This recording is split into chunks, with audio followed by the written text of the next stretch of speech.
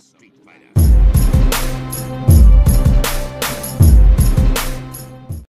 What's going on, fight fans? It's Capital Combat. The name says it all. I'm Rob Jarrell, and this is the preview to UFC 279 going down tonight at the T-Mobile Arena in Las Vegas, Nevada. And we got pretty much a lot of short notice changes, basically the night before, that went down for this card. Previously, the main event was supposed to be Nate Diaz taking on Khazmat Chimaev at the 170 or 171 pound weight limit.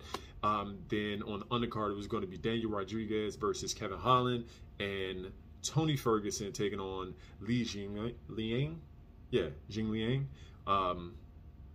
at 170. So the reason for the changes was Chimaev came in 8 pounds over the 171 pound weight limit, and Nate Diaz did not want to fight a guy that far over the weight limit. So what did he do? Dana White made a little bit of a shuffle. The main event is now Nate Diaz taking on Tony Ferguson at the 171 pound weight limit, which to me is a much better fight for these two guys, as Nate Diaz hasn't really been fighting as often as you would prefer. We're talking about, and I have to look it up because I never write this stuff down. We're talking about 2 losses. The previous one versus Leon Edwards happened over a year ago, and then he didn't fight in 2020 and fought twice in 2019. And Tony Ferguson, who has lost his last 4 fights, starting with the Justin Gaethje fight and most recently versus Michael Chandler, 2 by knockout, 2 by decision, and this would be a good fight for him to, let's say, start his descent into possibly retiring, as Tony Ferguson is my age. He's actually slightly older than me at 38. So this is a good fight for both guys, and this is a war of attrition. On the undercard, we have Kevin Holland, who was supposed to be fighting at a catchweight versus Daniel Rodrigu3z of 180 pounds. Well, with Chimaev missing weight by 8 pounds at 179, well, they're right on track to fight each other. So keep the 180 pound catchweight limit.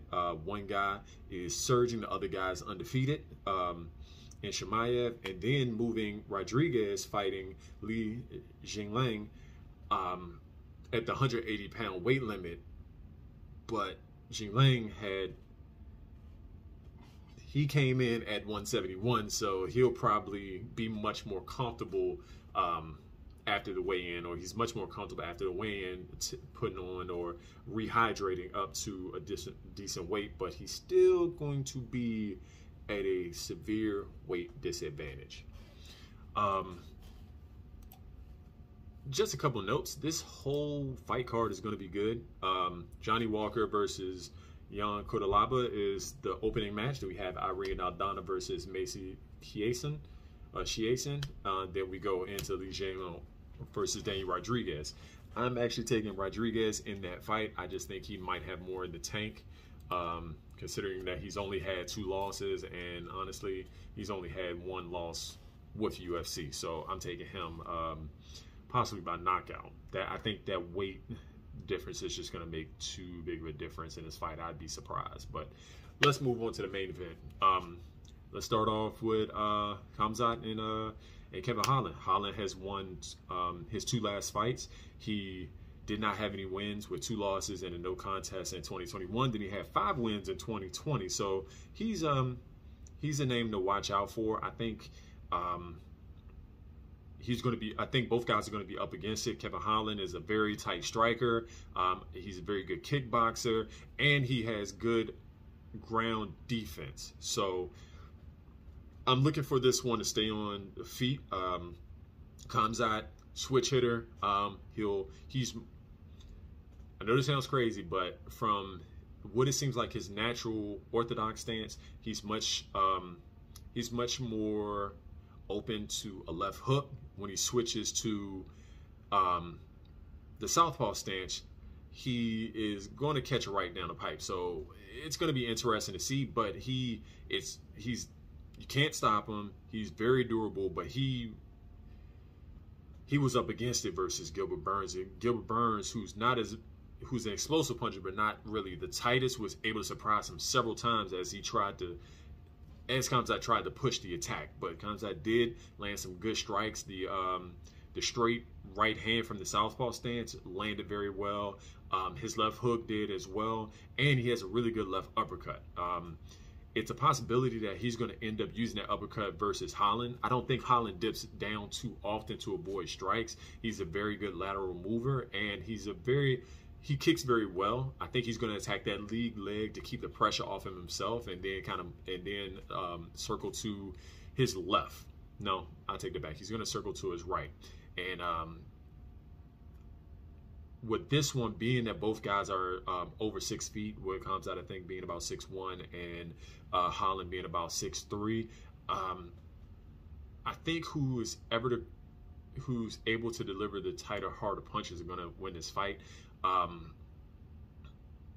Khazmat, when he gets too close, he's going to be tied up. They're going to be in the clinch, and I think that's what Holland's going to really do a lot of his damage. I haven't seen Khazmat be a really good infighter.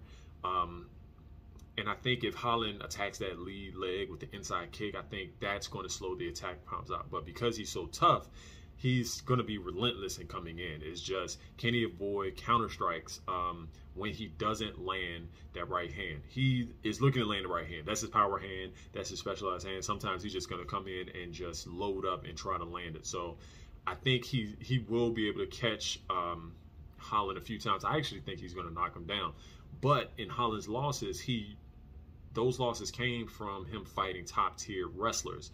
Khazmat is a very good wrestler. I think if he's able to take down Holland and keep him on the ground, he's going to have a better chance of winning than being in the clinch or in the stand-up for the majority of this fight. It's kind of hard to say with this. Normally, I would say Khazmat, but I think Kevin Holland has found his stride rolling, so it's going to be highly competitive.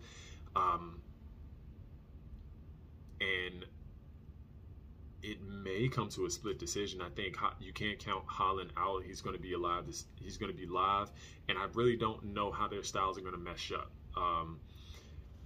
Also, with Holland, he's got to stay disciplined. Don't get dragged into a brawl, and have really good takedown defense, because I think Chimaev is going to lean on that wrestling to try to take him down and keep him down. So he needs to be very cognizant about that. I think it's going to be a split decision. I think it's going to go in Khazmat. I think that pressure is going to be, I think it's going to be a lot.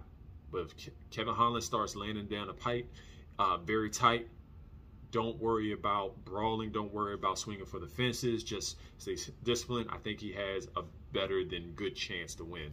But this is going to be a nice, tight fight. Let's move on to the main event. That leaves Nate Diaz taking on Tony Ferguson. And yeah, these are two guys who you just simply can't break. And wherever this goes, it's going to be fireworks. I mean, if it's on a stand-up, Nate's going to be looking to box. He's going to be looking to land that slap. But I think a lot of times he takes hits way too cleanly against guys that he probably shouldn't be taking that clean of shots against. And Ferguson does land very tight shots. But I think with these two guys, they're too willing to take damage, 3 or 4 punches to land 1 or 2. And Ferguson has shown that he is just that step slower, just fighting guys. And this is going to be a very bloody affair. I mean, Tony has looked like he's been through it in the last few fights. Nate always looks like he comes into the fight bruised up. If it goes to the ground, both guys are very good on the ground. I think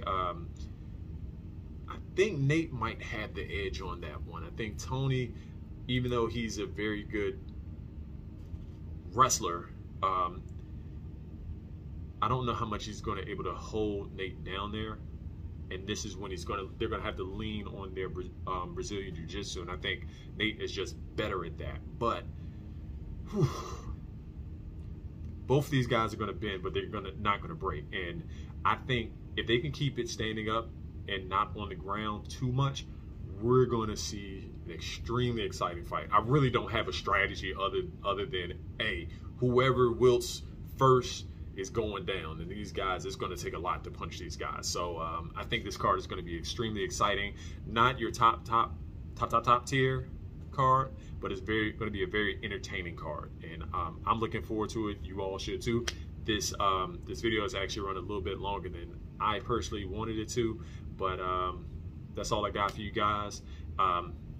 Subscribe to the channel, like this video, hit that bell icon to get all the latest and greatest from myself and Hakeem with any of UFC, boxing, kickboxing, anything that we can get our hands on. And until next time, fight on.